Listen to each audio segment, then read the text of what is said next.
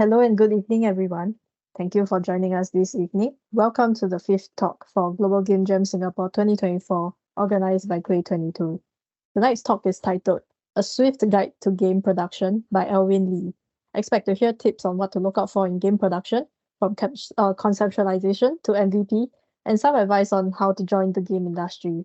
So about Alwyn, he is a senior lecturer at DigiPen Institute of Technology, Singapore. He is also the co-founder and chief potato at Daylight Studios, a Singapore-based game development company founded in 2011. Daylight Studios developed their popular digital game series, Holy Potatoes, which spanned 4 games and multiple platforms.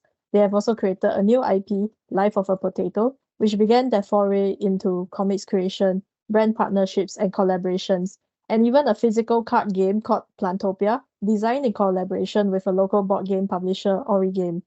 All right, so let's welcome Alwyn to begin his talk. Alwyn, to you. Thank you. Let me share my screen. Okay, I'm going to start. Alright, thanks to Sham and Jingting for the nice introduction and also inviting me for this talk. Okay, so I'm Alwyn, actually teaching right now in DigiPen, and I think Jingting already had introduced myself.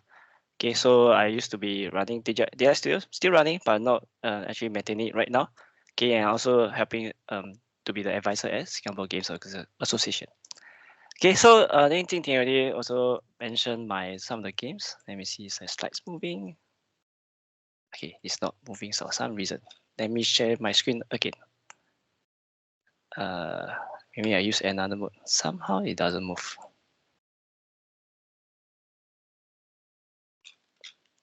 Okay, give me a second, some technical issues.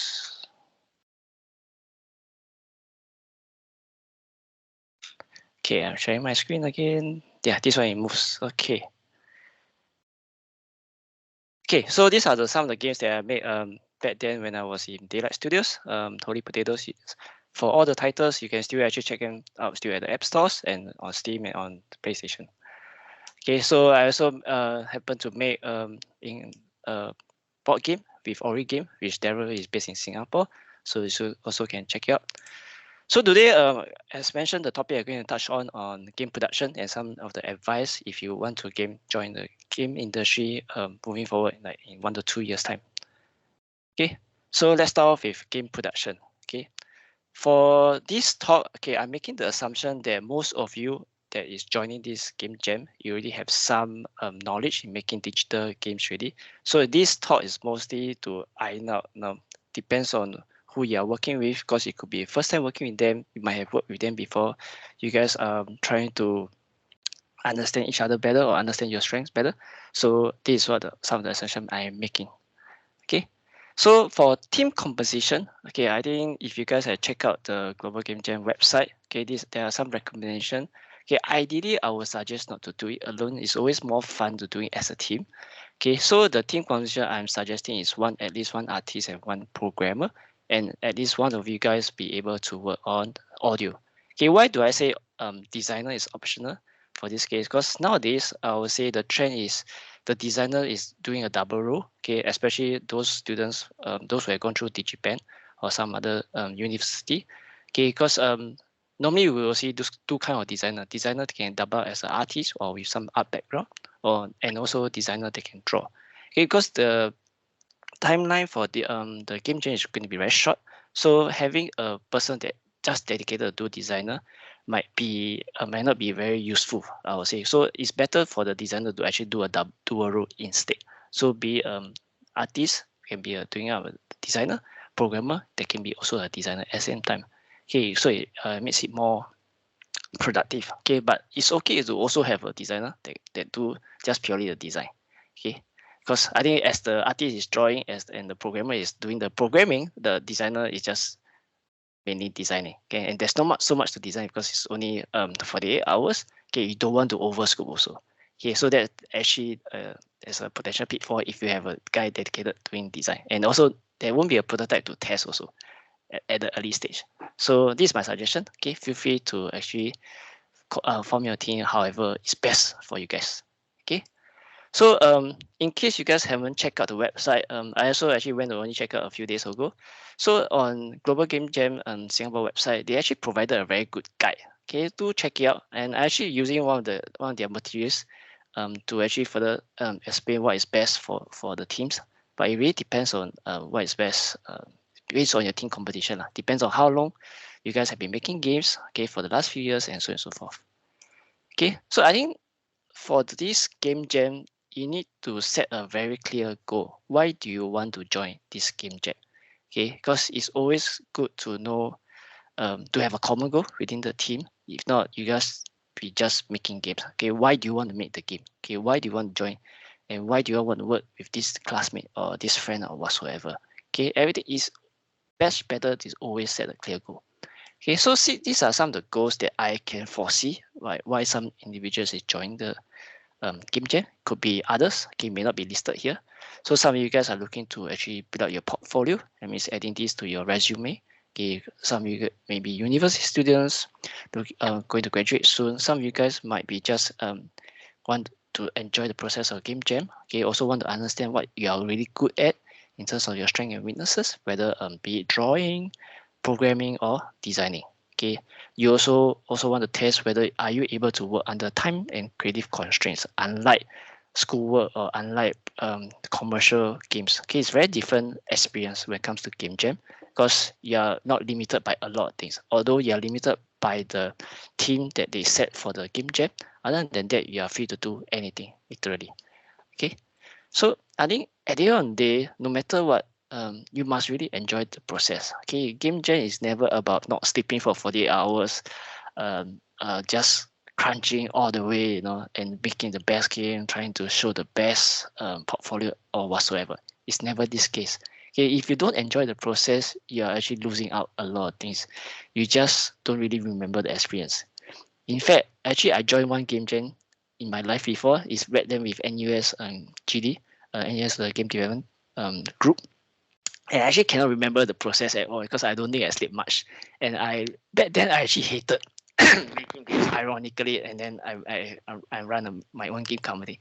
So it was a very pleasant experience back then because they didn't ever have such a talk because back then we don't have Zoom or MS Teams. This sort of talk to guide teams on how to best make their own games. So yeah, so I think really enjoy the process and enjoy working with your friends. I think that's most important for this game jam. Yeah, so if you have checked out the Jammer's guide, okay, on the website later, you can always check it out later. Okay, so this is the guideline they provided, and you can see this is the time event time that is going to start next week, 5 p.m. and then they were going to release what's the theme for this game jam, and then this is the rough duration and suggested activities for you guys. Okay, and I think the game jam will end at about 5 p.m. or 6 p.m. Yeah, 6 p.m. on day 3, which is the Sunday. Okay, so if you have already formed your teams, okay, you already know who is your friends that is working with you. Okay, if you look at it for this component, you can actually decide even before the game jam because all these things you can iron out.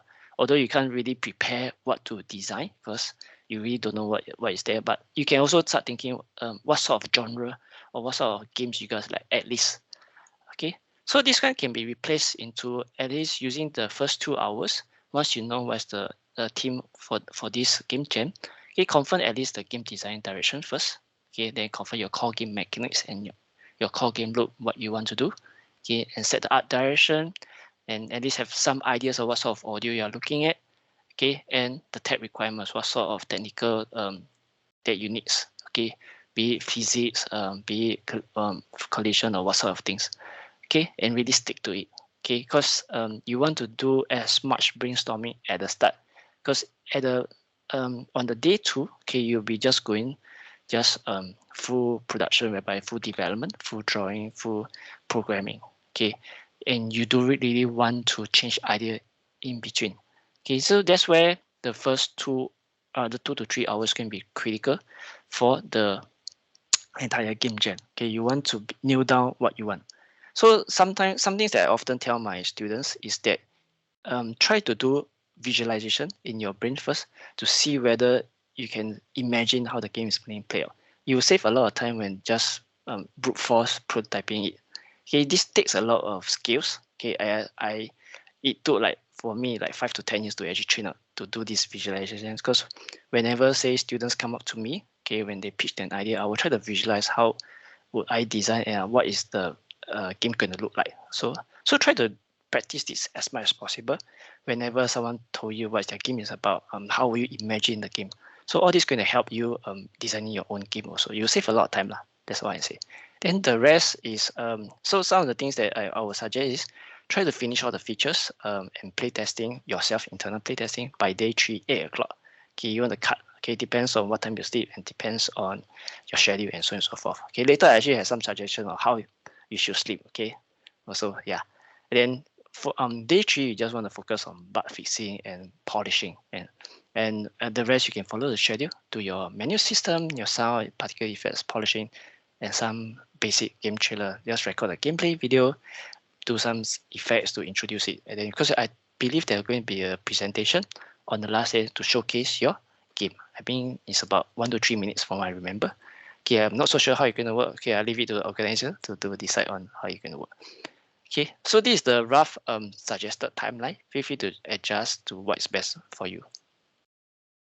Yeah, I hope not going too fast. You guys can always go back to recording and look at this video again.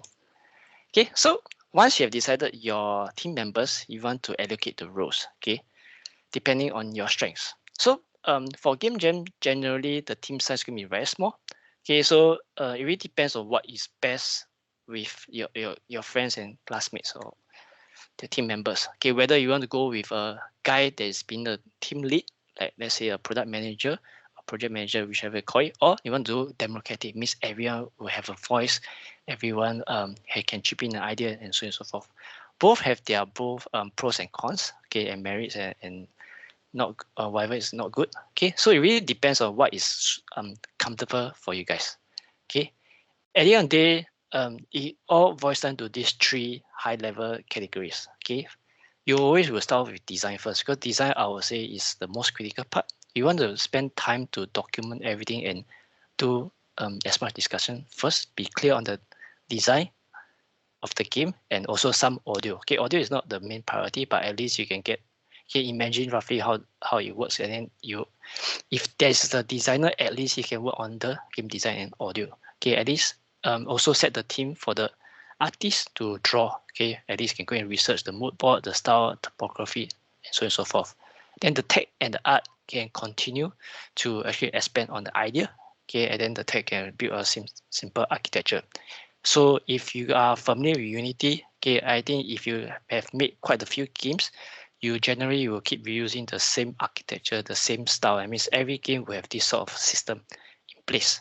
Okay, yeah, because every game will definitely some sort of have a menu system. You have a scene transition, so on and so forth. Those things can be reused. Then it can kind of train you to make things into a systematic way, in a way. Okay, you don't want to keep reinventing the wheel, keep making game from scratch. Okay, so actually game companies, they actually reuse their engines. Okay, some companies have their custom engine. For my company, we don't have custom, we use Unity, but we also reuse our code. Okay, that means you can see all my games are Holy Potatoes, all have the same cutscene system, all have the same menu system. Okay, we try to reuse as much as possible. Then it's like, what's the point of rewriting the code from scratch? Except when Unity have new features, then we will upgrade the system so that we can make full use of that.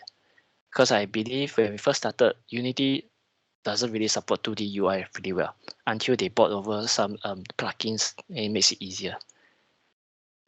Okay, so at the end of the day, I will say, because this is game jam, it's 48 hours. Okay, it's not going. You don't have the luxury of time. Okay, don't worry too much about the scalability or even UX. Okay, because at the end of the day, you want to focus on the core mechanic first.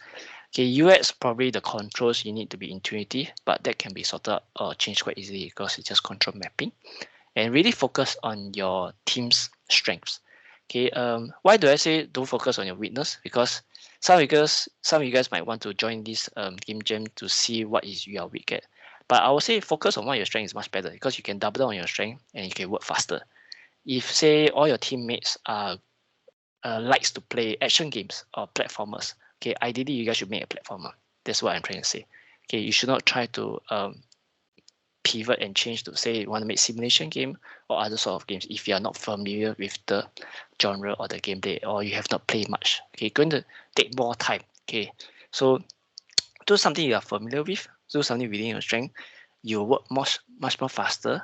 Your brain can retrieve information based on what you have played so far, what you have seen so far, much better. Okay, and you can trust your intuition much better. Okay, so at the end of the day, these three so-called departments or these three categories will actually work with one another a lot. Okay, so even if it's a small thing, I think democratic workflow is okay. Everyone has a voice, but it's best to have also one center guy to make the final decision. If not, nothing is going to move. Okay, everyone can't make the decision. So ideally, you still want to have one team lead at the end of the day, or assign someone to make the call decision. Is every time you say 3 members, you must always get 2 out of 1 vote, then the one guy not happy, then yeah, in the end it doesn't work out well. Okay, so to a certain extent, democratic workflow is going to work in certain cases. So generally, this, you can see this is the overview of what you expect to do if you want to make it a highly polished game jam, I'll say. Okay, so animation is going to be, you want to keep the animation simple also. You don't want to go like a lot of frame by frame. If you can cheat, say do translation, do just do movements easy.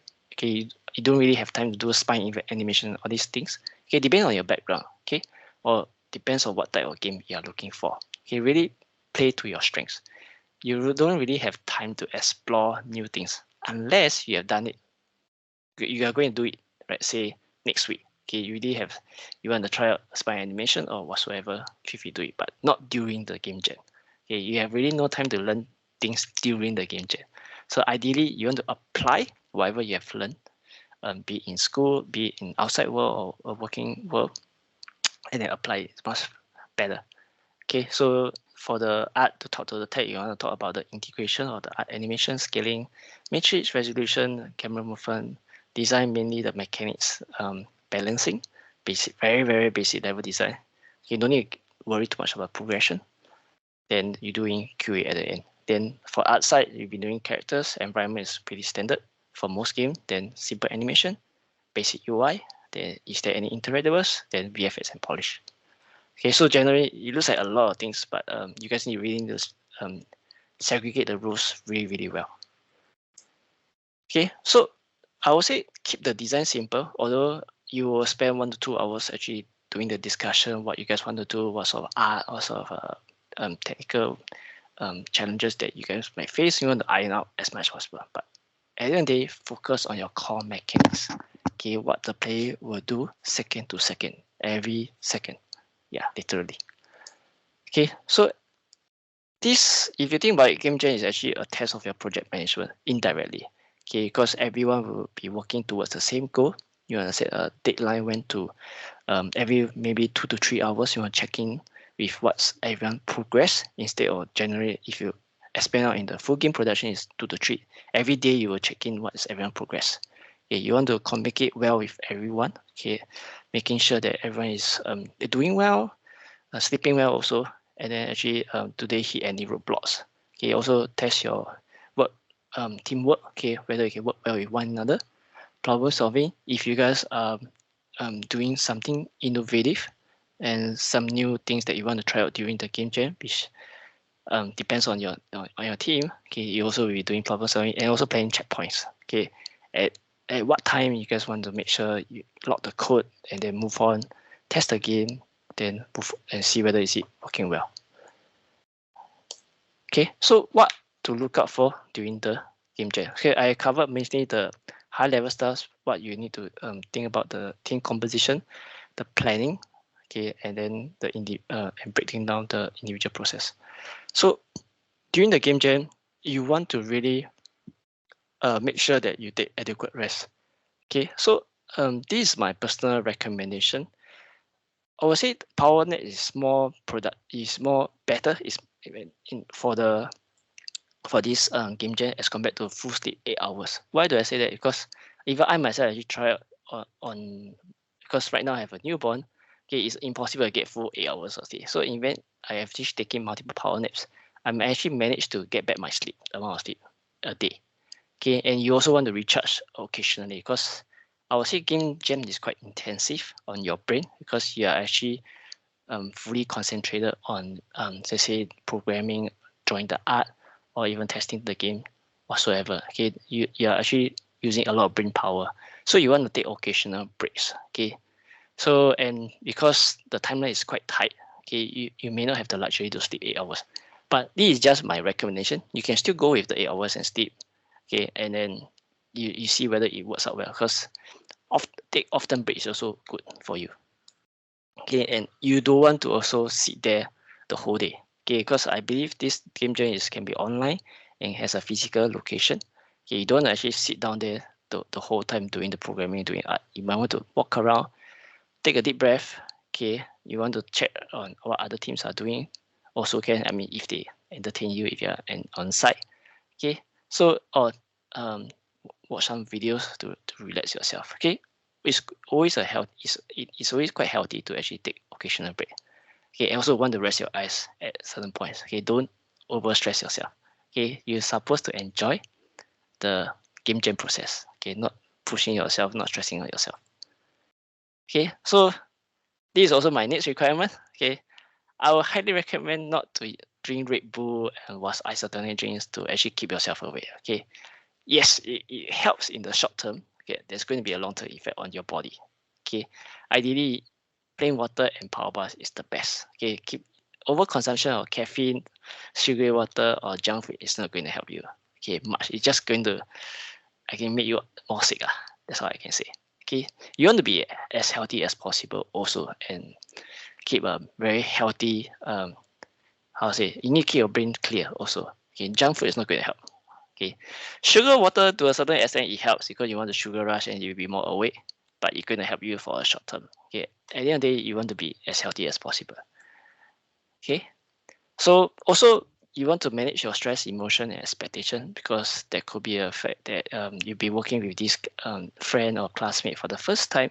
There could be some frustration or some friction.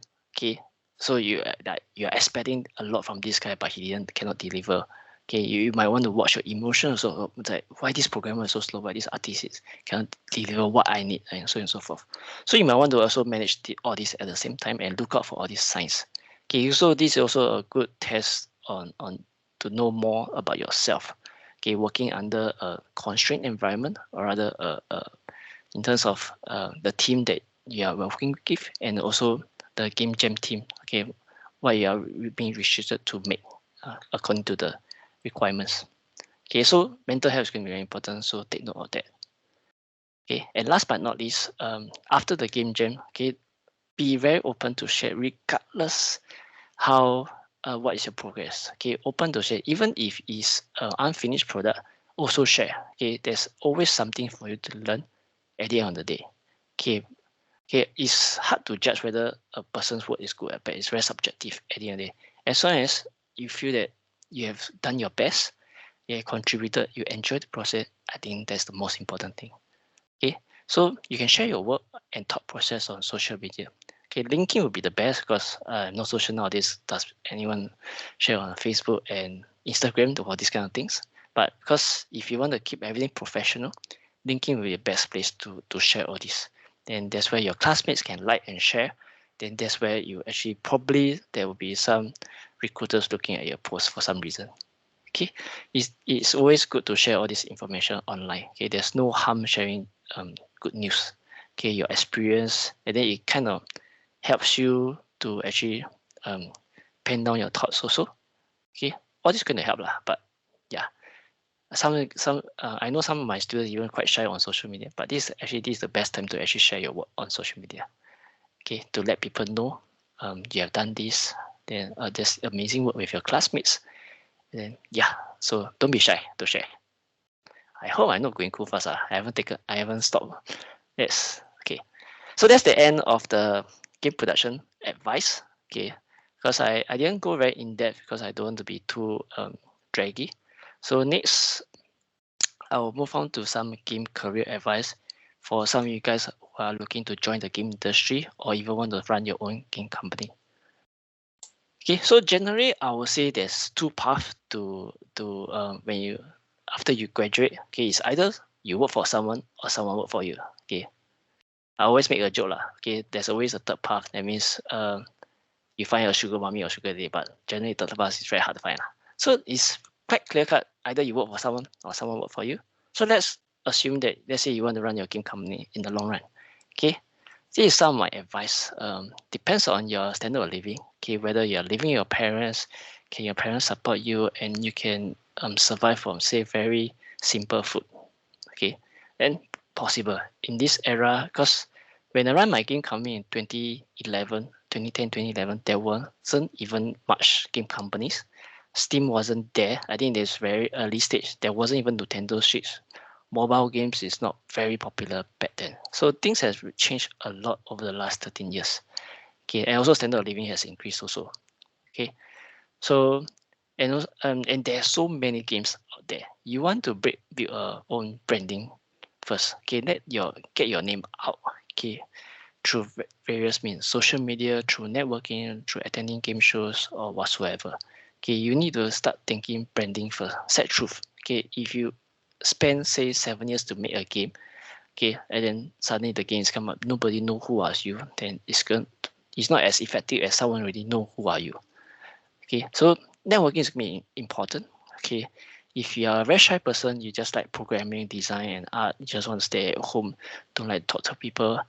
Okay, if you want to run your own game company, okay, you better go out and network. Okay, I actually met this I think graduate from DigiPen. He actually is a very shy person, but actually he networked very well online, on Discord, on social media, and so on and so forth. Because as long as he don't need to interact with people face to face. Okay, so actually he actually did quite well right now. He can draw, he can program, and he can design. Yeah, he's a solo developer, and yeah, it's possible technically. Okay, so networking and building a brand is your personal branding, personal name is going to be important. Okay, whether or not you're doing individually or with a group of friends, you guys have to work together on this.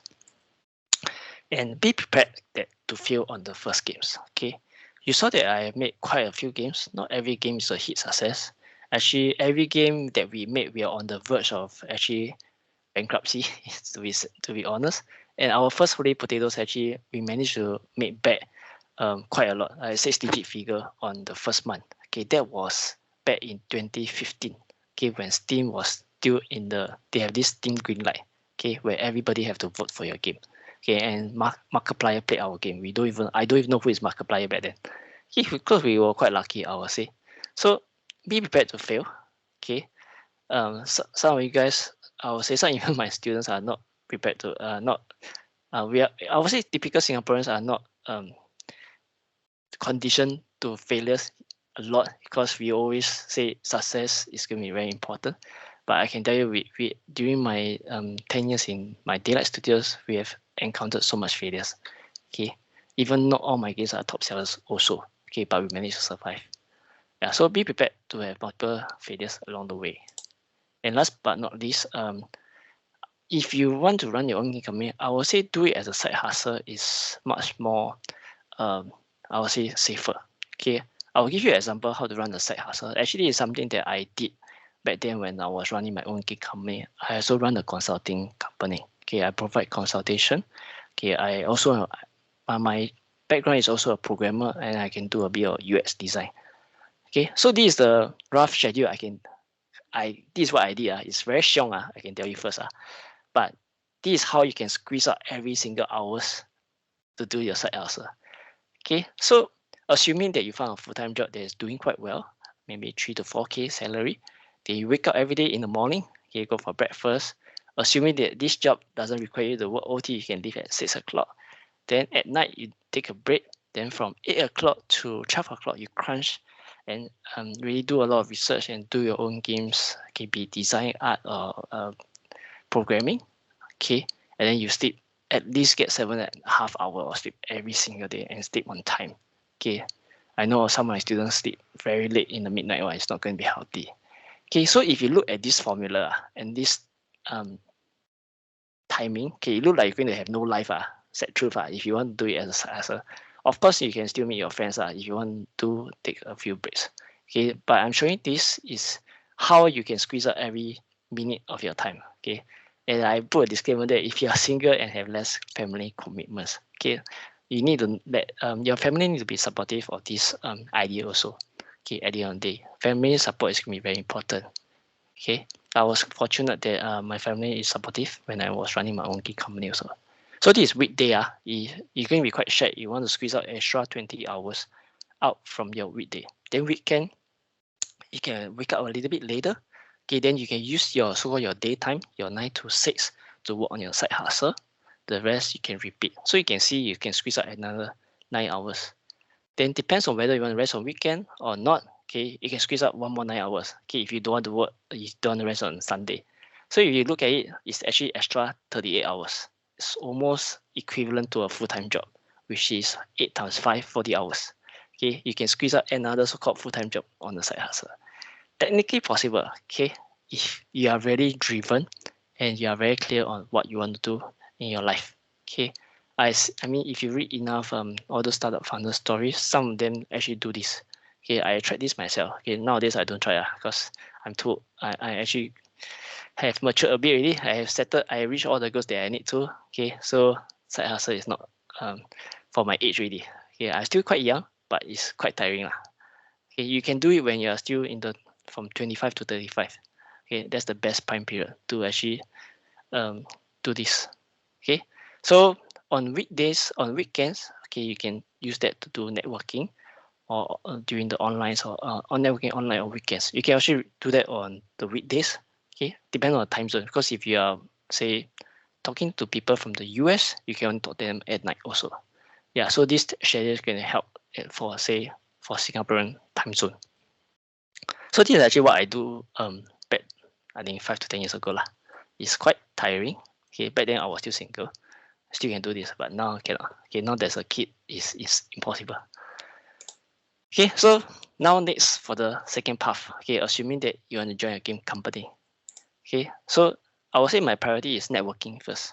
Okay, you want to know more about the company and let the company know about you at the same time. Okay, be it through social media or through attending events they have run or whatsoever. Any chance you can meet with any employee or any seniors that are there, just feel free to talk to them.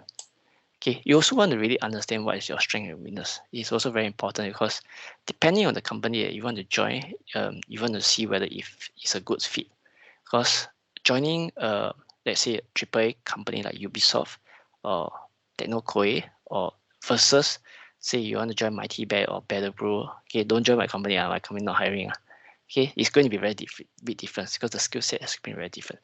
So you through networking, okay, knowing the seniors, you can at least find out what sort of games they are making. Then you can see how to fit your skills to the company. Okay, then at least you can pitch yourself better. Okay, and you also need to think about whether you're going to move towards management or specialist. Okay, these two are very two distinctive career path. Okay, some people you can tell die don't want to manage people. Okay, they don't want to talk to people. They just want to be very good in their work. That's where specialists come in. Okay, so you are very hardcore programmer, hardcore designer, hardcore artist, for example.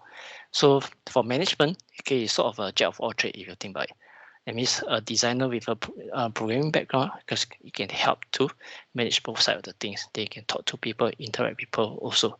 Okay, so this very two distinctive path is good that you start thinking early, okay, and decide which path is best for you. Because salary wise also quite different. Said truth, normally management will give slightly higher because they are doing management role. But I know that there are some specialist role that is also paying quite well to if you reach a certain seniority. Okay, really depends on the size of the company that you are joining. Okay, so I also wrote a very simple article. If you are looking to say know how to actually craft your cover letter, okay, and also how to craft your resume. Okay, the slides will be able. I will be able to share the slides at the end of the talk. Okay, feel free to check out the links later. So this is a very quick summary of the two distinctive paths. If you want to run your own game company or if you want to go in a game company. I mean, I can only say in terms of the gaming side because I've been working in the game industry for the last I think 10 over years. Okay, so this is my suggestion. Okay, whether you want to join a indie game company or AAA or run your own game startup. Okay, so most of my ex-employees actually are doing quite well. In fact, they are actually mostly are in AAA right now. And yeah, actually once you join a AAA or game company, you can switch quite easily because of the background, okay, and the exposure you have. Okay, but Singapore, there's only so many game company. So it's also good to also look out of Singapore. There's actually other opportunity out there in the world. Okay, so this is my last slide. Okay, my final advice to you guys. Okay, you also can check out I wrote an article on some of the things that I wish that someone has told me 11 years ago, I think. And I would say read every day as much as possible. So if you can squeeze out, say 30 minutes and half an hour or even 1 hour every day, okay, try to learn and watch something on YouTube and learn something new, be it get new knowledge or new skills or whatsoever. Okay, so something that I even what my wife is doing every day, she watch game reviews every single day. Okay, so she's exposed to all the latest trend. What is the current most popular game? So recently we actually played this game called Dave the Diver. It's quite interesting. It's a lot of mechanics and a lot of mini game. You can draw inspiration from multiple different games. If you want to join the game industry, it's always advisable to check out what the others are doing. Okay, it's gonna be very important. And last but not least, eat well and sleep well. Okay, physical health and mental health is going to be very important. Okay, if you realize I never put exercise, actually eating and sleeping is more important than exercise. Okay, if you can manage these two, exercise not I won't say not important. It's good to have also, but you still have to eat 3 times a day, no matter what. Okay, unless you tell me you exercise 3 times a day, rarely. At least you walk. That's the very least. Okay, so this is the my final slides. Okay, you guys need to reach out to me. Okay, you can add me on LinkedIn. I don't check my Telegram often, but I will try to check if anyone want to talk to me. Then I also provided a link to the slides if you guys want to check out all the materials and all the links that I put in the slides. And I will see if there's any questions for me. Back to you, Sham and Jingting. All right, let me know if you can see the questions. And Yeah. I will feel free to just start answering. Okay, I go one by one for myself. Okay, I'm bad at networking. Do you have any tips and advice? Okay, so I used to be very bad at networking, actually. I actually hate networking. That's why I do a COO role in my company. I don't like to walk out to people. So how I actually overcome it, it takes time, definitely. You want to build up the confidence to talk to people. Yeah, so I think the hardest part is not really you are bad in networking. It's more like how to introduce yourself. Hi, I am so and so. What is this and so and so forth. Okay, so how I do it is, Singapore every year we have this Gamescom. Okay, at the very least, go to at least the indie booth. Okay, go talk to all the developers. What at least and talk to them. See what inspired them to make this game at least. Okay, or if you are more ambitious, you can go to the Ubisoft booth and then talk to them. What's the what is Ubisoft? What is working like at Ubisoft is like? I mean, keep it casual. Okay, no one. I don't think anyone doing to shoo you away. Okay, and don't be afraid to ask. I would say stupid question. There's no such thing as stupid question. Okay, so I would say don't be afraid to ask. At the worst you can get, set through. Yeah, people will reject you, don't talk to you, then walk away. Okay, I think that's the best suggestion I can give you. And all this will take time to train. It's not something, say, next day I can talk to people already. It doesn't work this way. So treat everyone like maybe your friend. Okay, I mean, everyone have gone school before. It takes time to actually say talk to your classmate also. Yeah, and just do a quick introduction of yourself. Hi, I'm a designer. Do you have any advice for me? And so if you keep doing that repeatedly over time, you'll get better. Okay, and also some things that I noticed with my students is they're also afraid to make eye contact also. So you also want to practice all that because it kind of give confidence and give people attention. Okay, you are talking to them. So imagine, let's say, even myself, when I'm doing MS Team Talk, I will try to keep looking at the camera, okay, to show that I'm actually talking to you guys, because it feels weird that if the person keep looking down, actually. That's something I see when other people are giving talks on MS Teams. Okay, so I hope this advice is going to help. Any don'ts and what we should not do when we are networking? I wouldn't say don'ts. Let me think about it. I think as long as be yourself, I think that's what's most important. I'll say, and don't need to keep forcing to sell yourself. I actually overheard, okay, this is something that I overheard from the, okay, don't quote me, because this is what I overheard from the Mighty Bear CEO, because we were at some event and one of my because I went with my artist, he said that this guy keep bugging him and wanting to join the company and then talking to him and keep pestering him. Of course, don't do that lah. He actually, so it was quite funny because the way he told my artist Ryu that he purposely talked to her to escape away from this guy that keep pestering him. So of course, don't pester someone. I think that's the main important thing.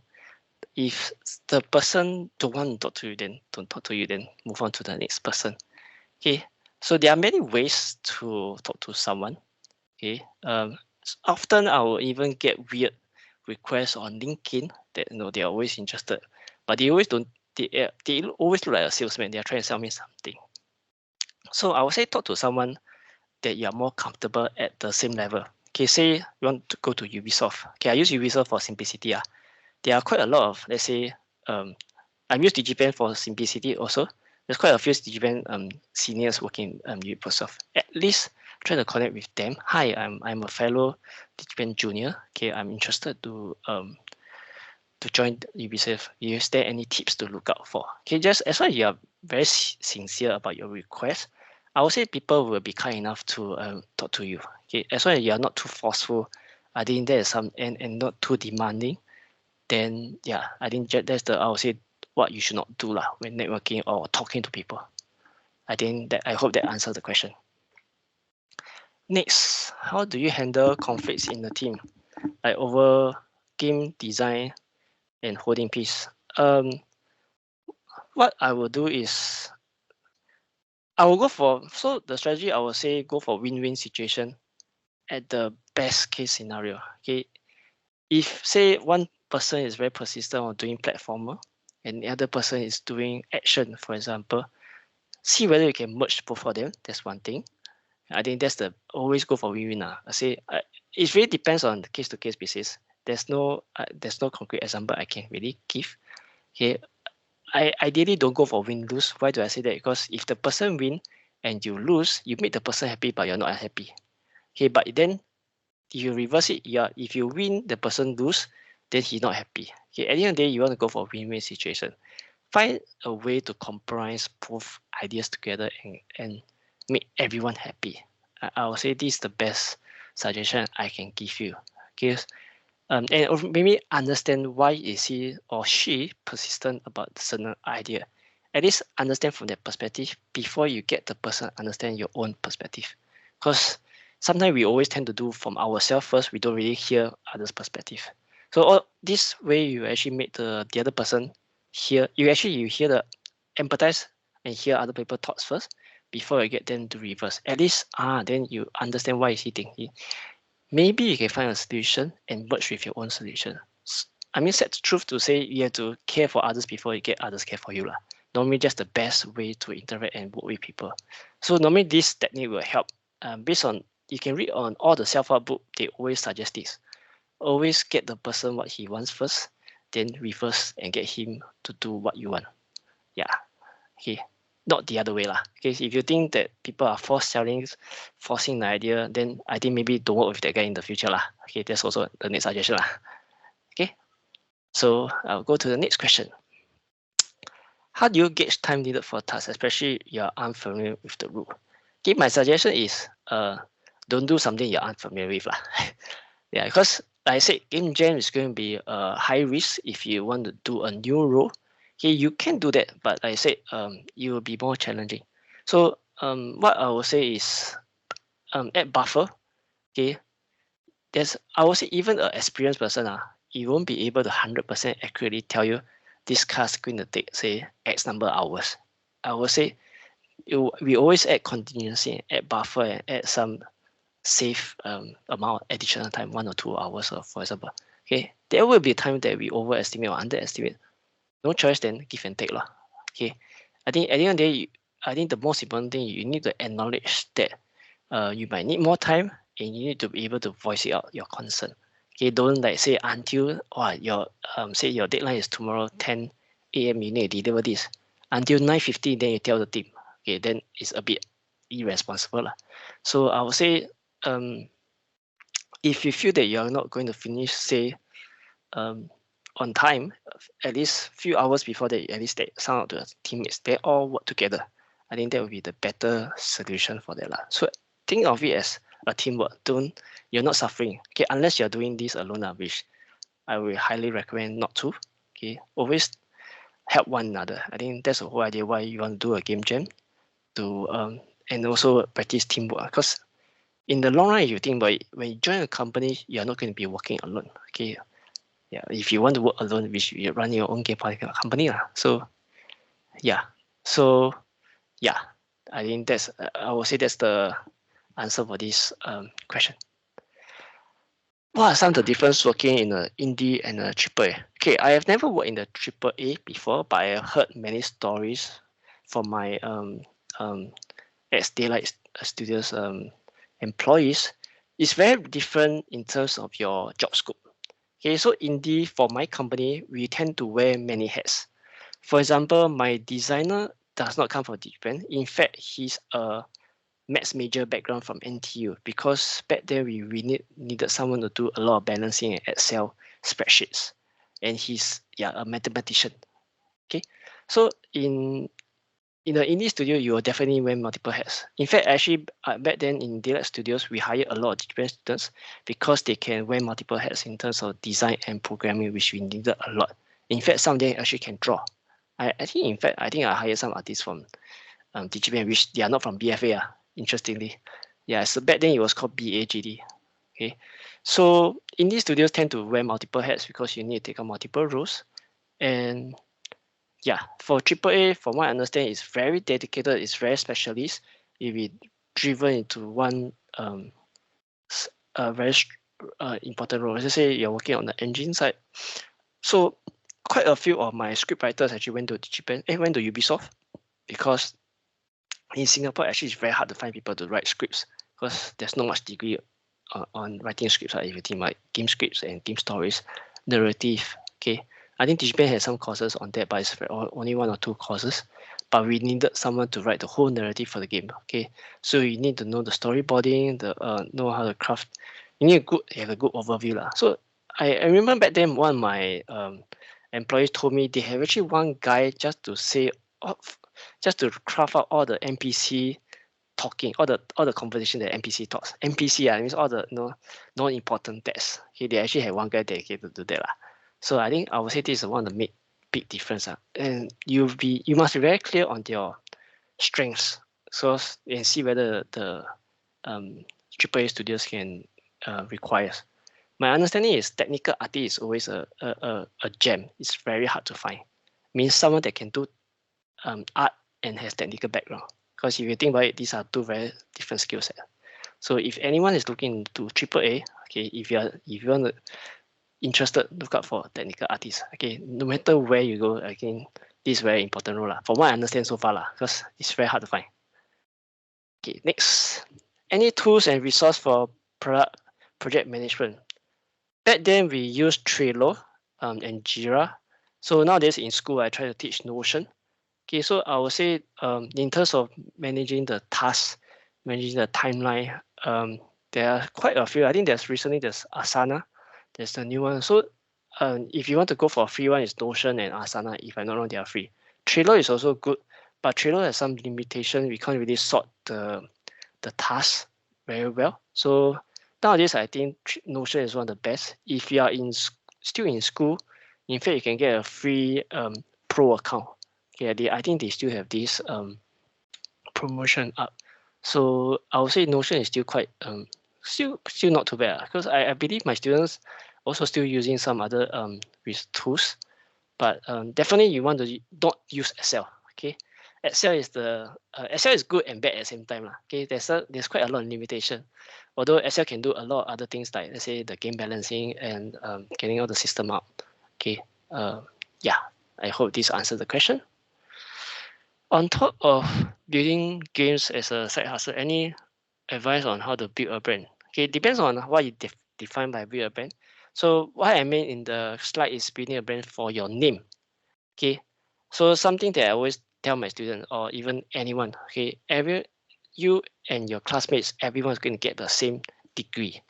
How do you differentiate yourself from the rest? Okay, how to stand out? I mean, minus away the GPA. I mean, there's only so much you can do to get so many A's.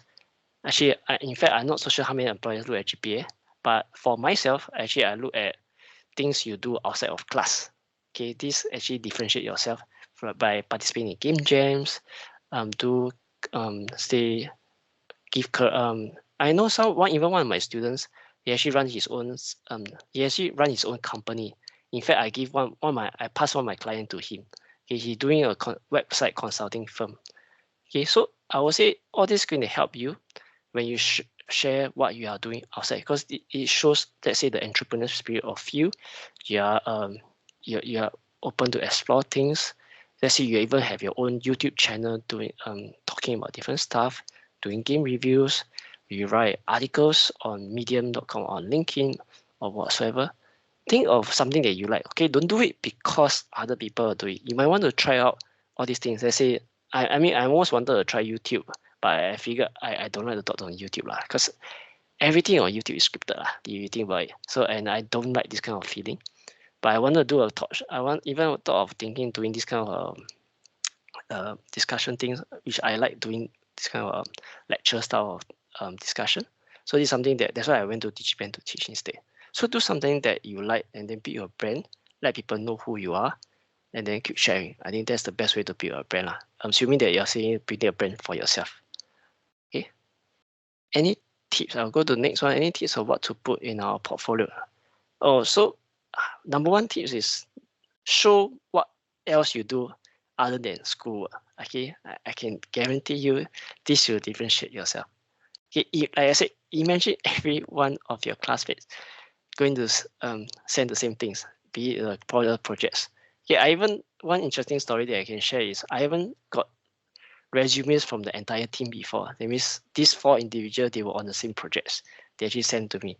And next tip is other than what to put on your portfolio is also, I think putting what you do next, what you do not in school is the best, and also how you craft your cover letter is going to be important. Okay, whether or not you guys use ChatGPT or what, okay, go and make it sure that it's customized. Okay, that's one tip that I give inside my one of my links inside. Okay, how to craft your resumes, because it's going to be important. But I think on top of portfolio, I would say networking is better, because once the person know you, okay, and someone introduce you to your introduce you to that company, they will actually trust the person who introduced. Then the portfolio is more like to further confirm about your skill set. Okay, having someone to sell you to the HR, I can tell you, high chance for you to get in the company. At least you have solved one big hurdle. Okay, so that I think that's one tip for you on top of your portfolio lah. Because a lot of people keep thinking about portfolio, but they feel the fact to actually sell themselves lah. That's what I think. Okay, not a lot of people do that. Okay, in fact, I would say only 5% of the class maybe will do that, because a lot of people just keep blasting portfolios to companies, and then just waiting for reply. Okay, it's very passive approach if you think about it. Okay, next. When you're hiring someone, will you hire someone with multiple skill sets or specialized? Oh, so back then when for indie perspective, I hire people with multiple skill sets. It's to my advantage. No choice. Save. We need to save budget, because we don't have the budget like AAA studios. That's why do I mention AAA is very different from indie, is because AAA has the amount of budget they can afford to hire and people with very specialized skill set, because they needed, let's say, a very specific skills. So give you an example, it's so hard to hire script writers in Singapore, and I can't afford them to do script writing just doing script writing only. There's only so much they can do in script writing. So my script writer back then doubled as a game designer because he need to merge the story and the design have to make sense. And he sometimes had to double as a QA to help test the game. Then because he can write scripts, he will double up to write posts on social media, because you want to keep sharing on social media what's the game progress, send some you can share some of the lore. You might also want to work with the artists, okay, to give them some direction. Okay, this is a story, how I imagine the artwork is going to look like. Okay, makes sense, right? So imagine this one person is doing the role of 4%. Okay, that's why hiring multiple skill set for one salary is still cheaper than firing 4%. That's truth lah, for indie company because of the cost limitations. Yeah, but having multiple skill set is helpful because at least you can, as you find a job, okay, eventually you'll be actually how to say, you'll narrow down to know what you are really good at. Unless you're like me, okay, I have multiple skill set, but in the end I realized I'm actually a jack of all trade, and I like to do operation and then I do management. Okay, so I can manage like the programmer, designer, tech, and programming, design, and tech, and I can see the high level operations well. So it helps lah. So this indirectly going to help you in the long run if you think about it. Yeah. So I hope that answered the question. I'm interested to join as an audio programmer. Would companies require me to double? I'll say, I think I'm not so sure whether is there any job in Singapore as a audio programmer. Okay. Whether or not they double task you, I think it's really up to you whether you want to accept it, because and whether you are okay with that at the end of the day. Because even for me, we outsource our audio to a freelancer, because if you think about it, I only need audio near when the game is near alpha or beta. If not, I will need a full-time audio. So probably only a AAA will have a full-time audio programmer. Okay, and ideally the audio programmer needs to have some design background, because you want to time your, say, when you should have this kind of audio. Okay, so I think audio programmer also, if you think about it, is dual skills. You're a programmer with music background, which I also would like to hire this kind of people, because if you hire a programmer without music background versus somebody with audio background, that programmer can do at least all the implementation for all the audio sound effects and BGM. They know how to time it well, and do feeding in and feeding out well also. Yeah, so I would say it's quite challenging, definitely in Singapore. I think I would say look out opportunity other than Singapore, definitely, because there's only so much so much game company in Singapore. That's truth also. Yeah. Next, the game industry has infamous reputation of a lot of work for not a lot of pay. I can't say for all the in game dev in general. Okay. I would say not just game dev, but as long as you're a programmer, you're indirectly you get a lot of jobs. I think that I would say it's a Singapore culture more like, okay, I suspect lah. Okay, even because I run a Thailand studio and Indonesian studio, their mindset is also very different. So I'm on the next question. That one I answered. Yeah. So as of whether the game industry has a lot of work, it's really up to the game company. Then if you feel uncomfortable with the amount of workload, if you feel that the company is not paying you well, I would suggest you to change the company and find something that is more suitable. If you feel that you're not growing, that's one thing. And I would say look for a job that you can grow. Look for a job that has a good boss. I think these two is the most important aspects. Okay, because whether if the company will give you a lot of work and give you ridiculous deadline, I think you should quit. That's one thing. Okay, so pay wise, okay, is subjected to company to company. I can't comment much because I must say I don't pay a lot back then. Okay, because indie companies can't afford high salary scales. But if you feel the company not paying a lot, at least you can even talk to them, because there's even, let's say I read some books, okay, even teach you some techniques on how to talk to the HR. You feel that you deserve higher salary, okay, but I said it really depends on the game company to company. Okay, And it really depends on do you feel part of the game company also, okay, or do you feel that you're just a pawn in a company, then you're being squeezed dry, then yeah. So I would say that this statement really depends on individual. Okay, yeah, I think that's all I can comment lah. How hard was it to actually start a game company in your experience? Very hard today compared to 10 years or 15 years or 13 years ago. Why do I say so? Because like I said, back then, don't have Steam, mobile games wasn't that popular. There isn't Nintendo Switch, there isn't PS4. I think back then only PS3. In today's context, is so difficult in terms of getting your game or your game company known. Okay, you need to do twice or thrice, and you need a publisher to help you with the publishing. It's almost very impossible to do it alone, because unless you have the manpower to do it and all the resources to do it. Because I think number one challenge is always money. Okay, I give you a simple example. Okay, every game you need a designer and an artist and a programmer to make a game. Each person, okay, looking at Singapore, 3K salary, whether you will accept it or nothing. I use 3K for easy maths. 3% is 3K, 9K a month. If you take a year to make a game, it's 108,000. Okay, 12 times 9K. 108,000. How many copies of Steam game you need to sell to make that 108K? Assuming you sell every at $10. Okay, still haven't think about the withholding tax and all the tax and all the revenue sharing.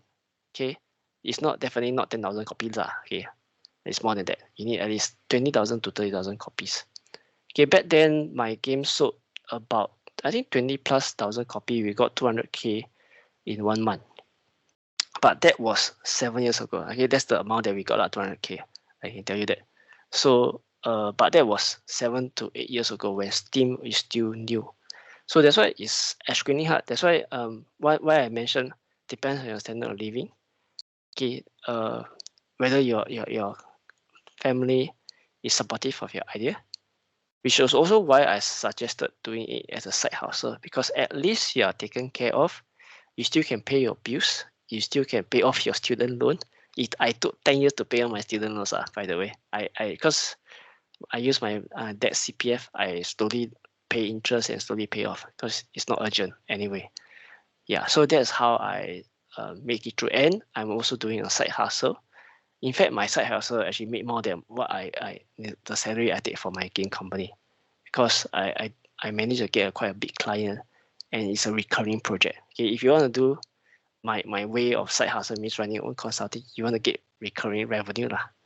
Okay, so I would say money will be the number one problem when it comes to starting your game company. How do you make sure everyone is well taken care of? You don't want to be struggling until you are eating bread every day and eating instant noodle. It's not going to be healthy also. Yeah, so in today's context, it's going to be very hard. Yeah, so generally I would suggest side hustle is a better option, okay, depending on your financial situation. Okay, in fact, if you see the trend, those people that are making games 5 over 7 years, they're actually doing it as a side hustle, I suspect. Or some of these people are actually living in Europe. They can survive on some, I think their government can feed them or something like that. Okay, if I'm not wrong, in Europe, it's possible, but not in Singapore context. Sad truth. Okay, next, I'll go for the next one. How do you balance demands of creating freedom and technical constraints of game engine in the development? This one, it really depends on your team composition. Okay, like I said, I think you want to play to your strengths. If you a technical constraint of game engine, okay, this part I won't be able to answer because I always assume that my programmers can do everything. In fact, my programmer is my wife. Okay, so now I think in today's context, game engine can do quite a lot of things. Okay, so I won't say there's any constraint much. I think the constraint is more of, can you do it in time? Yeah, and whether has anyone done it before? Maybe, because if not, you cannot find any YouTube tutorial. Okay, so I would say the more game jam or the more games you make, you are able to overcome these two aspects. Because at the end of the day, there will be limitations depend on the engine you are using, be it Godot, Unity, or Unreal. Both all the engines have their own strength, or even Game Maker, RPG Game Maker. So yeah, I would say play to your strength definitely. Technically possible. Technically, I would say any game is doable. It's just whether you know how to do it, or anyone on the YouTube has shared how they do it. Because I would say there's no perfect way of doing the implementation. Okay, you never know how they're doing the programming at the back end. They can just hack their way through. Also, there are many cheating methods. Okay, so how to balance the creative commons and freedom really depends on your experience and how much games you have made in the long run. I'll say this will slowly, I'll say, you will slowly overcome at the end of the day. I'll say. I'll go for the last two questions. I think there's one on the MS team. I'm an engineer and programmer who loves games and art. And how will you recommend who loves games and art? Okay, so like I mentioned earlier, so showcase. Let's say you have done game jam, for example. Showcase what do you work on, be it the AI, be it the mechanics, and then show. Okay, this is my suggestion only. Okay, if you like games and art, at least you can do some review or do some. I think review is the best I can think of on social media or LinkedIn to talk about what makes you like the game, because I don't see how does writing the resume helps set truth Okay, if you say you like games and art, yes, definitely it's going to be one of the criteria to join a game company. But how do you portray in the resume? Going to be tough. Okay, so for programmers, I would say generally is they are for my understanding and for what if I imagine I will hire a programmer, I'll look for definitely someone that can wear multiple hats. Okay, what sort of games you like to play? Because if you were to join my company, I would expect you to play Holy Potatoes, for example. Okay, and is there a certain things that you like in terms of programming? Because apparently there's two kinds of programmer that I noticed.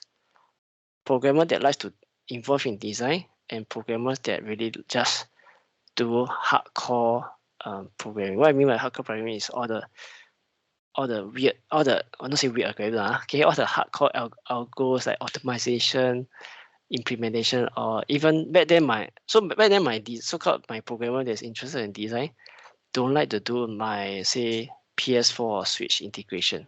Okay, because those require you to read out all the APIs and so forth, or even Steamworks, for example. Yeah, so all these are different skill sets. Yeah, so I would say you call it a gameplay programmer versus a architecture programmer, for example. So you might want to drill down a little bit what sort of software engineer or programming that you go at as early as possible, so that it helps you to narrow down the options or the company that you want to join. Okay, then you can customize your portfolio or your resume to suit the company. Ideally, you should not spam resumes. I think too many people do that. Okay, and then the next is, at least if you have there's a trade shows or there's an event whereby the company is there, just go network and find out more the company. It's going to be helpful. Or find out if you have any friends working in the company. Okay, like I said, not a lot of people bother to go networking and bother to know more about company. A lot of people just choose the way to say, I'm just going to send email from my home. I just write even now ChatGPT can write a good cover letter, but it's quite, you can tell it's very ChatGPT-ish if you think about it. Even I tried it myself. Okay, so to see how good is the effect. So try not to use that also. Because AI can help you, but it really depends on how you fit in the words also. Yeah, so this is what I would recommend you as for the software programmer.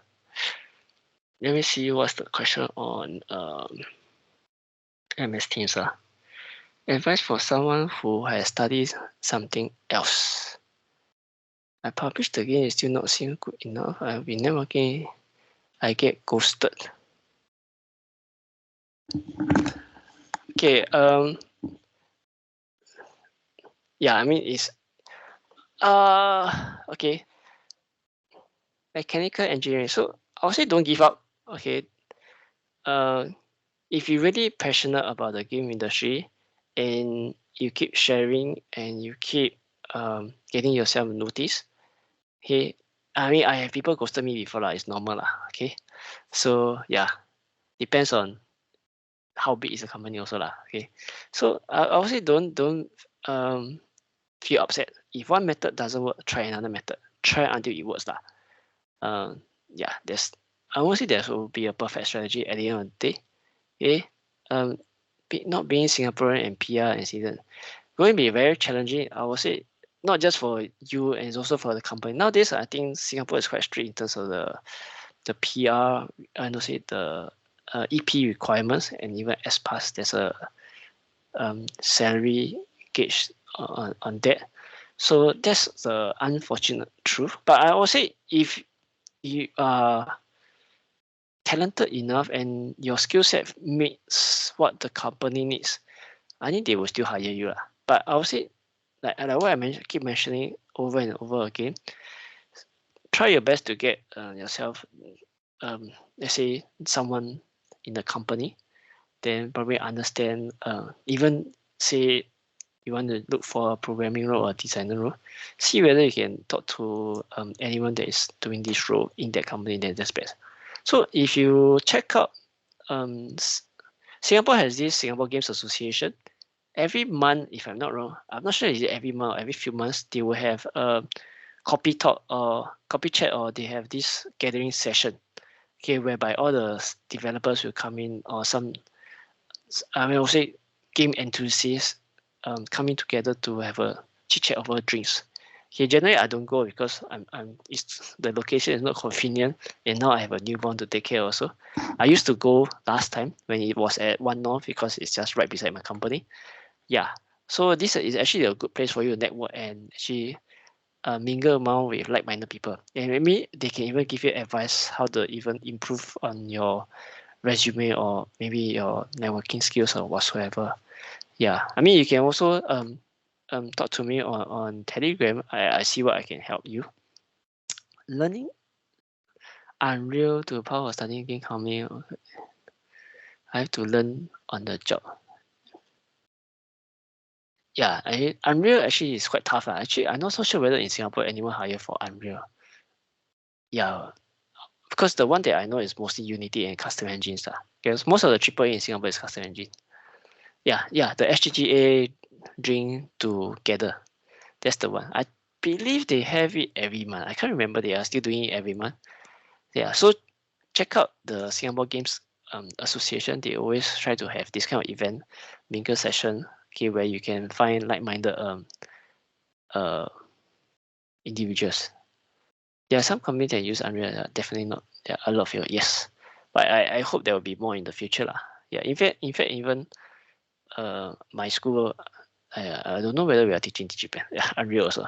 I think would be, but I think we generally still do Unity. Yeah, so I think Sham has provided a link to SGGA. Yeah, I think that's the best place to network. Okay, because every few months or every month they will have this drink session. Although if you are not a drinker, you can order non-alcoholic drink, or you just go there with plain water, or you want to be healthy. I think no one will fault you. Then, if you don't like to talk to people, at least go in, just sit in to listen. Okay, see what they are talking about. Then people will actually talk to you if you don't. Yeah, if you're a quiet person, then they will start, hey, who are you? No, maybe you can introduce yourself. Then they will be the one that actually asking you questions instead. Yeah. Yeah, my POV when looking at job openings, a lot of looking for Unreal. Oh yeah, actually a lot of overseas people are looking for Unreal. Like I said, Singapore is very small to begin with. Yeah, and there's only so many game companies. It's very limited choice. Yeah, so don't be disheartened. Okay, as long as you keep trying and keep having a strong passion in the game industry. In fact, I'm still in the game industry indirectly. If you think about it, I'm still teaching games in DigiPen. I'm still involved in like this sort of event. Like when Sham asked me to be a guest lecturer, I'm more than happy to do it because this is my way of giving back. Because if you think about it, there's not much indie developer sharing sessions. Yeah, because the indie developers that I know one of them, Kang Soon, is teaching at NYP, and I know Better Brew is still making games. There's only that few indie game developer in Singapore. Yeah, so if I have opportunity to share things that I've done, I'm more than happy. Nowadays, I normally share to my students lah in DigiPen as much as possible. These are like free gift for them lah. Yeah, so I hope this session is gonna help for everybody. Yeah, suggest not to limit yourself just Unreal. Yeah, because I would say different engine works differently. Yeah, in fact, even my wife is actually looking at Godot. It's quite different also, although it's C#. Yeah, so maybe also look at the companies that you want to join and understand what they are looking at also. Because in fact, like I said, like I know Techno Kueh and Ubisoft is using their own custom engine, but they are, if you know Unity, at least say you understand the technicality behind it, how the how certain components works, for example, how the system works. But custom engine is always very challenging lah, because it's a very old and like it's built by many people. Yeah, it's very customized to the games they are making, for example. Wow, I think this is longer than my lectures in schools. Yeah. Okay. Any more questions? I hope this helps for every individual that is here. Yeah, 30 over here is almost a class already. Yeah. Yes. Thank you, Alwyn, and thank you everyone for the really long Q&A. Yeah, a lot of burning questions from everyone. Yeah, and Yeah. thank you, Alwyn, for all the dedicated and sincere response to every single question. So yeah, all the best, everyone. It's really not easy getting into the game industry. But I hope everyone here will find a way to pursue your own passions. And yeah, thank you, Alwyn, for your earlier sharing on game jam tips and foundational breakdown on working together in a game dev team, and also all the insights to the game industry and all the career advice. Thank you, everyone, for joining us.